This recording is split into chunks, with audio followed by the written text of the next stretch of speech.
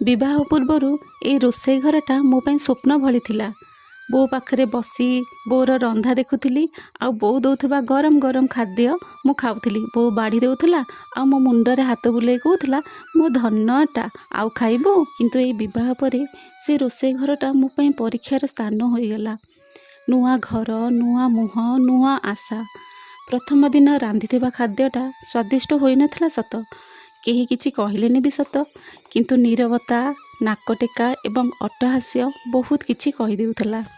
सेई दिन बो कथा मन पकेइकि मु बहुत कांदिथिली। रूम रे तो कांदी हेबनी, बहुत बंधु बांधव थांती, बाथरूम रे कांदिथिली। आ बो को बहुत मन पकेइथिली किपरि से निजको भूली परिवार को आगरे रखुथला, खास करी छुआ को। विवाह परे नारी जीवन रे बहुत किछि बदली जाए, नाम ठिकणा स्वप्न मध्य। सेही दिन ठारू मु धीरे धीरे सबो किछि सिखिली। रंधा केवल दायित्व नुहे, एहा मोर मनर भाषा। रोसई घर सते जेमती मोर बेस्ट फ्रेंड हेगला। सबो मु एठी शेयर करे। आज एही रोसई घरे ठिया होई मु मो निजको खोजुची, केबे मो स्वप्न पूरण हब एई आशारे। जदि आपण भी रोसई घरे निजको खोजुथांती तेबे बुझी नियंतु आपण एका नुहंती।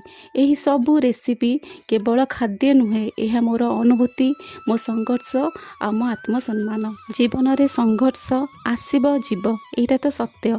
किंतु ए रोसई घर मते सिखाइछि कम जिनिस रे खाद्य टेस्ट केमिति करिबा आ कम जिनिस रे संतुष्ट होई केमिति रहिबा।